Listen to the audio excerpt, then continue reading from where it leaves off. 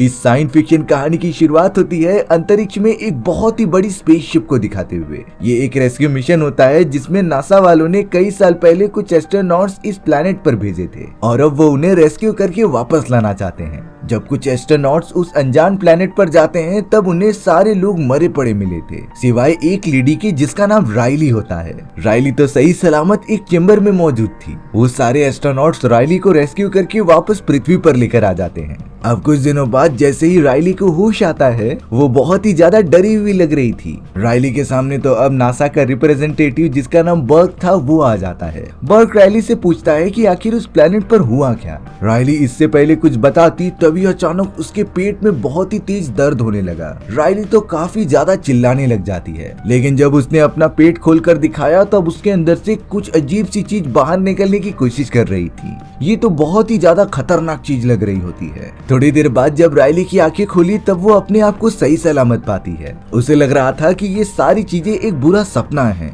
उसे लग रहा था कि ये सारी चीजें एक सपना है जिसे कि वो भूल जाती है। अब राइली को एक फीमेल ऑफिसर पूछ रही थी कि मैं तुम्हारी क्या हेल्प कर सकती हूँ, लेकिन राइली फिलहाल के लिए आराम करना चाहती थी। अब कुछ दिनों तक और रिकवर होने के बाद जब राइली ठीक हो जाती है तो नासा हेडक्वार्टर के सारे मैनेजर्स राइली को अपने सामने बुलाकर पूछ रहे थे कि आखिर प्लैनेट पर हुआ क्या था। राइली ने सब कुछ सच सच बताया कि मुझे उस अनजान प्लैनेट पर एलियन सिविलाइजेशंस मिली जिन्होंने हम पर बुरी तरीके से हमला कर दिया था। हालांकि इसका कोई भी सबूत राइली के पास होता नहीं, लेकिन राइली के पास इन सारी चीजों का कोई भी सबूत नहीं था, इसीलिए नासा के मैनेजर्स उसकी बातों पर बिल्कुल भी भरोसा ही नहीं करते। लेकिन यहाँ राइली अपनी पूरी कोशिश कर रही थी उन्हें समझाने के लिए। अब कुछ महीने बीतने के बाद बर्क राइली के पास आकर उसे बताता है कि हमने अपनी एक एस्ट्रोनॉट्स की टीम भेजी थी उसी अनजान प्लैनेट पर, लेकिन वो भी किसी मिस्टीरियस तरीके से गायब हो गई। अब तो बर्क को भी कहीं न कहीं लगने लगा था कि उस प्लैनेट पर खतरनाक एलियंस मौजूद है। इसीलिए वो राइली से कहता है कि मुझे तुम्हारी बातों पर पूरा भरोसा है और अगर तुम मान जाओ तो हम एक नया रेस्क्यू मिशन कर सकते हैं जो उसी प्लैनेट पर जाएगा। हमारा मिशन उन खतरनाक एलियंस के बारे में सबूत इकट्ठा करना होगा। हालांकि शुरुआत में राइली इन सारी चीजों के लिए मानती ही नहीं, क्योंकि वो नासा के मैनेजर्स के इस तरीके के एटीट्यूड से बहुत ही ज्यादा गुस्सा थी। बर्क राइली से ज्यादा डिस्कशन नहीं करता और वहाँ से चला जाता है। लेकिन यहाँ राइली को वो खतरनाक सपने आते ही जा रहे थे जो रुकने का नाम ही नहीं लेते। राइली इतना तो समझ गई थी कि जब तक वो उस अनजान प्लैनेट पर आखिर क्या हुआ ये पता नहीं लगाएगी तब तक उसे ये सपने आना बंद नहीं होंगे। इसीलिए वो बर्क को कॉल करके बता देती है कि वो इस मिशन पर जाएगी। बर्क ने जल्द से जल्द एक बहुत ही बड़ी स्पेसशिप अरेंज की और कई सारे क्रू मेंबर्स को भी इस मिशन में शामिल किया, जिससे कि वो जल्द से जल्द उसी अनजान प्लैनेट की तरफ निकल पड़ते हैं। बर्क ने तो अपने इस मिशन के अंदर बहुत सारे सोल्जर्स को भी ऐड किया था जो एलियन से फाइट करने में उनकी मदद करे, लेकिन देखने पर लग रहा था कि वो सारे सोल्जर्स इस मिशन को बहुत ज्यादा सीरियस नहीं ले रहे हैं। उन्हें तो एलियंस की बातें एकदम मजाक लग रही थी।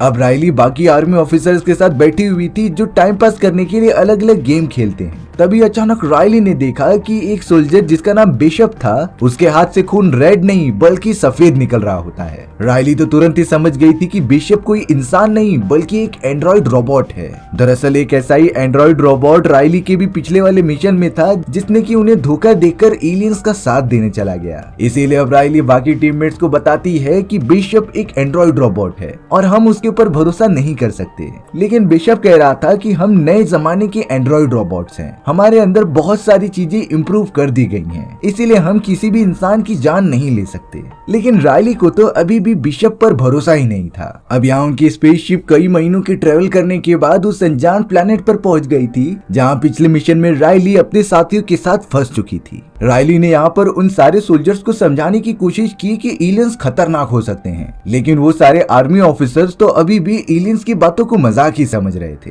अब उनके पास काफी एडवांस टेक्नोलॉजी होती है, इसीलिए वो सब जल्द से जल्द प्लैनेट के ऊपर लैंड होने लगे। सभी सोल्जर्स उस हेडक्वार्टर की तरफ बढ़ने लगे थे जो कि पिछले मिशन में राइली और उसकी टीम ने बनाया था। वो सारे सोल्जर्स एडवांस हथियार लेकर अंदर चले जाते हैं और मोशन ट्रैकिंग की मदद से ये पता लगाते हैं कि उस हेडक्वार्टर के अंदर कोई जिंदा चीज मौजूद भी है कि नहीं। हालांकि कई देर तक मोशन ट्रैकिंग करने के बाद भी उन्हें कुछ मिलता नहीं, इसीलिए वो सब राइली को खबर दे देते हैं कि हमें कुछ भी नहीं मिला। पर उन सोल्जर्स को हर जगह बहुत ही ज्यादा तबाही के निशान मिल रहे थे। साथ ही साथ हेडक्वार्टर की जमीन के अंदर छेद भी दिखाई देते हैं जो कि जलने के कारण हुए थे। इन चीजों से आर्मी ऑफिसर्स को अंदाजा तो हो जाता है कि जरूर ये चीजें एलियंस की जाती होंगी क्योंकि उनका ब्लड बहुत ही ज्यादा एसिडिक होता है, जिससे कि एक लोहा भी पिघल सकता था। अब कोई भी खतरा ना होने के कारण बिशप, राइली और बर्क अपने सारे साथियों को लेकर हेडक्वार्टर में आ गए थे। लेकिन वो सब तलाश करते हुए जैसे ही एक लेबोरेटरी के अंदर जाते हैं, तभी वहाँ उन्हें मिरर्स के अंदर मौजूद बहुत सारे एलियन स्पीशीज के बच्चे दिखाई दिए थे। ये एलियन स्पीशीज तो आज तक किसी ने डिस्कवर ही नहीं की होती।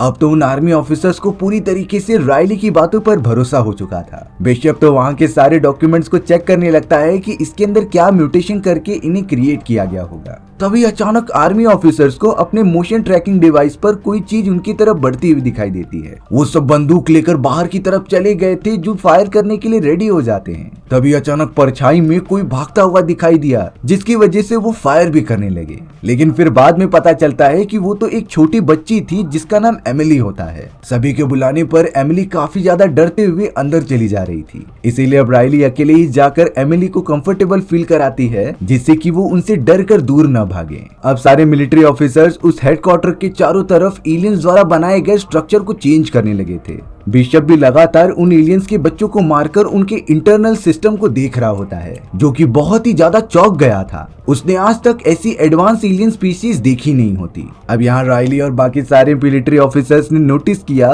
कि इस हेडक्वार्टर के अंदर एलियंस ने बहुत सारे लेवल्स बनाए हैं, जिसके अंदर शायद वो सब रहा करते थे। फिलहाल तो उन्हें मोशन डिटेक्टर पर कोई दिखाई नहीं देता है, इसीलिए मिलिट्री ऑफिसर्स ने डिसाइड किया कि वो एक एक लेवल के नीचे जाएंगे। वो सब जल्द से जल्द जमीन के अंदर बनाए गए लेवल्स में जाने लगते हैं। वहाँ नीचे तो एलियंस द्वारा बनाए गए बहुत सारे पेड़ पौधे मौजूद होते हैं, जो काफी ज्यादा म्यूटेटेड थे। साथ ही साथ वहाँ कई क्रिएचर्स और एलियंस की डेड बॉडीज पड़ी हुई थी, जिन्हें के शायद उनसे बड़े एलियंस ने खत्म कर दिया हो। लेकिन ये बातें उन सारे मिलिट्री ऑफिसर्स को समझती ही नहीं। वो तो अपनी रिसर्च करने के लिए लगातार आगे बढ़ते ही जाते हैं। तभी उन्हें एक दूसरा एस्ट्रोनॉट दिखाई देता है, जो राइली के साथ पिछले मिशन में आया था, पर उसे तो एलियंस ने अपने अंदर कंबाइन करके रखा होता है। अब उस एस्ट्रोनॉट के बहुत ही तेजी से चिल्लाने की वजह से उस बेसमेंट में जो भी खतरनाक क्रिएचर्स और एलियंस बचे हुए थे, वो तो पूरी तरीके से एक्टिवेट हो जाते हैं। मिलिट्री ऑफिसर्स को तो अपने मोशन डिटेक्टर पर चारों तरफ से कुछ आते हुए दिखाई देता है, और ये कुछ और नहीं बल्कि एलियंस की वो एडवांस स्पीशीज थी जो सबसे ज्यादा ताकतवर होती है।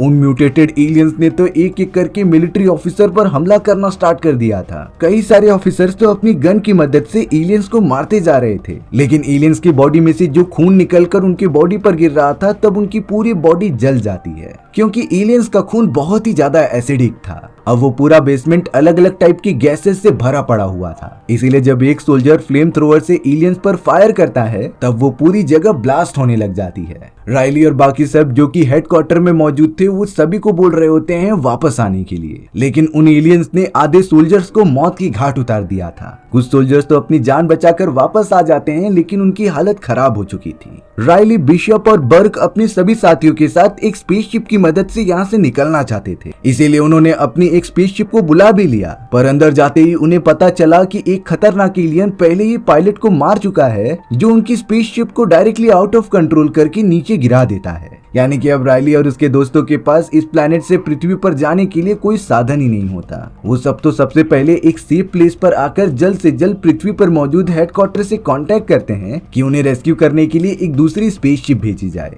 पर अब उनका मैसेज पृथ्वी तक पहुंचने के लिए कई दिनों का समय लगने वाला था, इसीलिए अब उन्हें अपनी सुरक्षा खुद ही करनी पड़ेगी। फिलहाल के लिए इस कहानी का फर्स्ट पार्ट यहीं पर खत्म होता है, और मैं अगली वीडियो में इसके आगे की कहानी सुनाऊंगा। आपको ये वीडियो कैसी लगी कमेंट सेक्शन में बताना भूलना मत। और अगर आपको मेरा एक्सप्लेनेशन 1% भी अच्छा लगा होगा ना, तो वीडियो को लाइक एंड चैनल को सब्सक्राइब जरूर कर देना। मिलते हैं इसी तरीके की मजेदार वीडियोस में, तब तक के लिए बाय बाय।